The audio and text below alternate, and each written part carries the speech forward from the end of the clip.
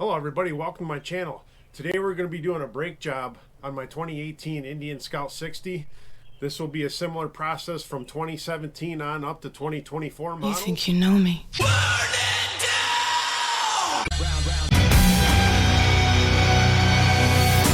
Alright folks, let's get started on this. The first thing you're going to do, obviously you need to pick up your brake pads.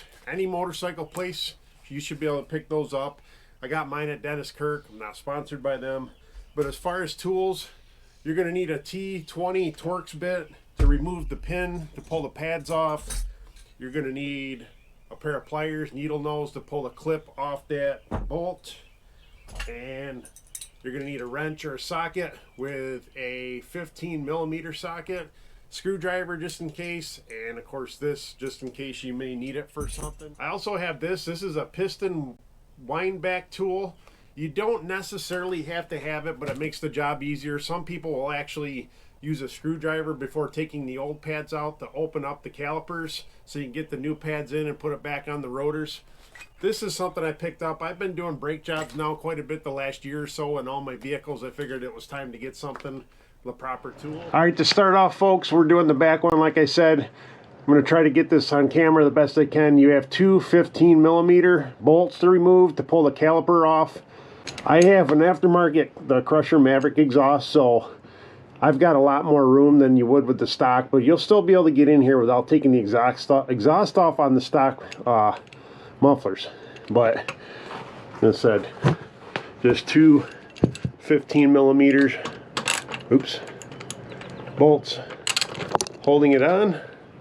Sorry, like I said, I'm going to try and get this on camera the best I can. It's kind of hard. I'm doing this inside my shed today because the weather's kind of iffy. Of course, make sure you don't let these things dangle too long. Your brake cables are not meant to be holding them on the bike. They're just there to deliver fluid, especially if you have the stock one. I have the stock back brake lines on this still. Never had an issue with them. The front brake lines I did put new ones on because I put taller handlebars on. As I said, folks, I'm going to try and get this on camera the best I can.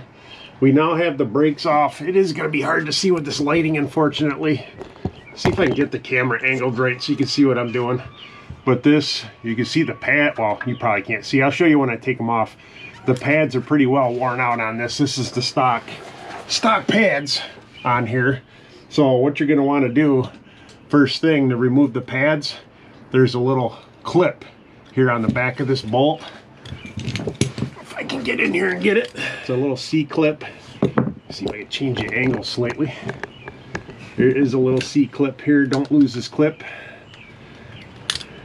But it just pulls off. Pretty simple. I'll put that off to the side so I don't lose it. And then this is where you're going to want to have your T20 Torx bit to pull this piston. It's not a piston, just this bolt basically that holds the pads on. All right, hopefully you can see this, folks. I'm going to try and get this bolt out. There. Obviously you don't want to be torquing on shit too much because it's your brakes, and you don't want to have to buy a new set of calipers for your Scout. Not sure how cheap they are to replace, but it may be hard to find a new set. I'm sure you could always get a used set, but this is something you're going to want to clean up too before you reassemble it. You should clean your brakes all together after taking the pads off. Alright folks, old pads versus new pads. I have 50,000 miles on my bike, so I'm well over the amount of time I should have been using these. But most of my miles are highway. Let's say I've traveled through probably at least 12 different states with this bike. 50,000 miles. Mostly highway, some back roads when I do the back of the Dragon. I'll be doing the tail of the Dragon this year, but use brake cleaner to clean all this stuff up. Make sure your retainer springs and everything are still in good shape, and reinstall the new pads. You may want to grease the slides too if they feel like they're not moving very well. Alright folks, we're going to go ahead and put the try to push the piston back in. This is a really tight space in here, so we're going to be just using this tool like this. That plate just slides on there. I wish this was a smaller plate, folks. This is actually probably more for a car, but it'll do the job that it's intended for. But I'm just pushing this in there, and all we want to do Just very gently tighten it, maybe, so I can push the piston back in. Probably can't see it, but I'm pushing it in. I already cleaned the piston off before pushing it back in, so I didn't get all the dirt and debris and various BS in there. Do it slowly too. You may have to bleed your brakes after doing this. You may not. You might be lucky and not have to do it. Alright, before we get started putting the pads in, once I had everything cleaned up good, I actually did use a little bit of the brake lubricant, just like on the springs and stuff. You don't need to put them on the pads. Please don't get them on the part, obviously, that touches. I also did the retainer spring, sorry, not string. They said you can use them on the back of the backing plate, but obviously I don't care too much. But now the thing is to get it back in so you're not getting grease actually on the pads. You're going to seat them back into the springs.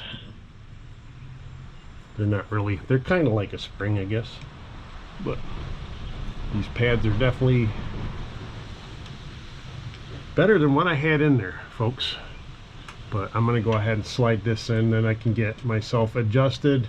I really hope I'm getting this on camera. I'm apologizing if I don't get it on camera. I'll adjust a little bit. Put the pads in, got them in the springs, and then I'm just lining them up with the pin. You may want to put some lubricant on the slides as well if you want to go that far into doing your brakes. I may still do that after this, but right now I'm just getting everything lined up and back where it belongs, and I can tighten this down and hopefully reassemble it onto the bike. All right, folks, you may have to actually push down on that into the spring so it sits, and then once you get it started, threaded, you should have no issue tightening all this down. Remember, when you reassemble it too, don't just jump on the bike and go. Make sure you get everything compressed. They do recommend that you take probably at least 250 miles of slower riding until the pads and the two wear surfaces actually made up to each other again.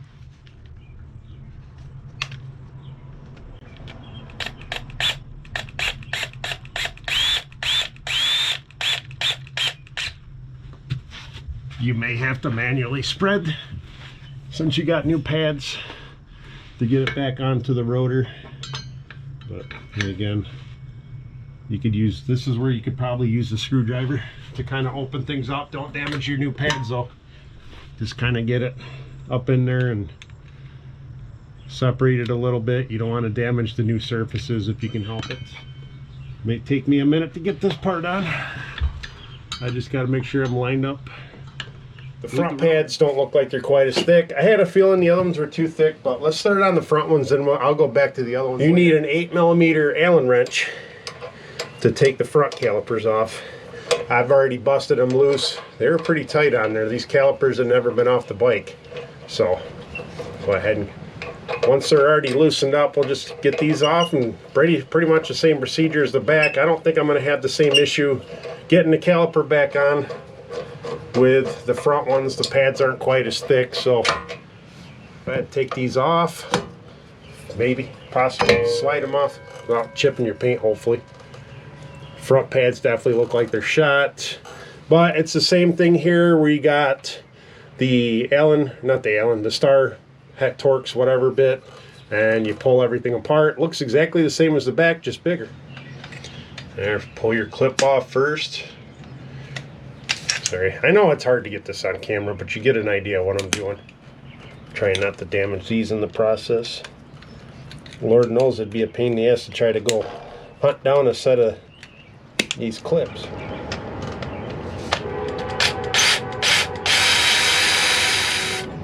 Like I said, folks, pretty much the same procedure. You slide that pin out, set that off to the side, and pads come right out.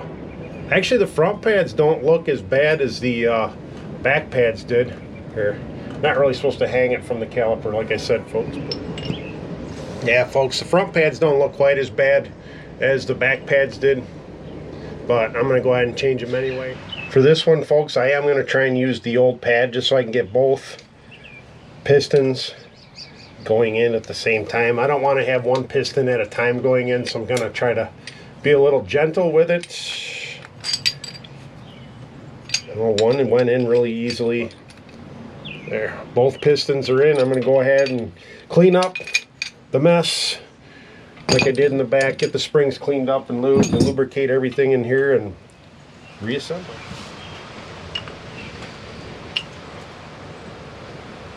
Oops.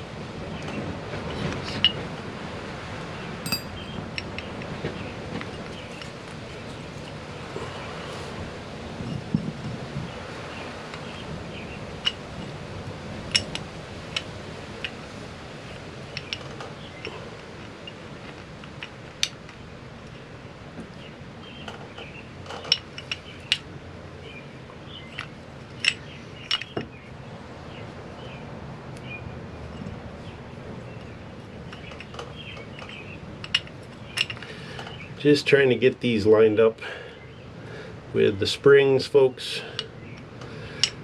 Now, this part will probably be fun to reassemble too, but we'll get it. These pads aren't quite as thick as the ones I bought for the back. Alright folks, new pads are in. I did break that little clip. I'm going to have to go pick up another one, but it's in there nice and tight for now. I'll go ahead and get this lined up and put back on there. I should be able to just go to the hardware store and pick up another one of those clips. I got like 3 hardware stores in town, so yeah, we'll get it lined up with the rotor. Try to get my bolt holes lined back up again. Hopefully the pad stays in place. And then I think we should be good to go on the front. We'll have to seat it, of course, squeeze it a couple times. Last time I did pull these calipers off one day because I knew the pad fell off when I was changing the front tire, and I forgot that I had taken the caliper off. And of course I used the front brake when I'm rolling out of the shed and didn't have any brakes to stop me, so it was a quick exit from the shed. Just remember before you even move the bike to go ahead and try to seat the pads on there. Get your pistons back out. Sorry, that's probably really loud on the camera, but generally your front brakes are the ones that do the most stopping. But they probably, of course, they are bigger pads, longer pads. So, all right, I'll get that tightened down. Just got to remember I got to go get another one of those clips for the back or for the front of this, but I don't think it'll go anywhere. But just to be safe, I'll go pick up another one somewhere. All right, folks, thanks for watching the video. I hope this helped you out. Back brakes, all I had to do was pull the pins out and re-grease everything. 50,000 miles worth of grease and grime and stuff on the original brakes. So that's all it took to get the pads and everything back on. The calipers are all ready to go. Like I said, I just got to take the bike out for a ride and try to get the pads broke in and everything and seated. They recommend you do about 250 miles of non-highway riding away from traffic, blah, blah, blah. But there's other ways to do it. I'm sure you can find out how. But thanks for watching. I'm going to be doing some more videos on the bike here pretty soon. Bye for now.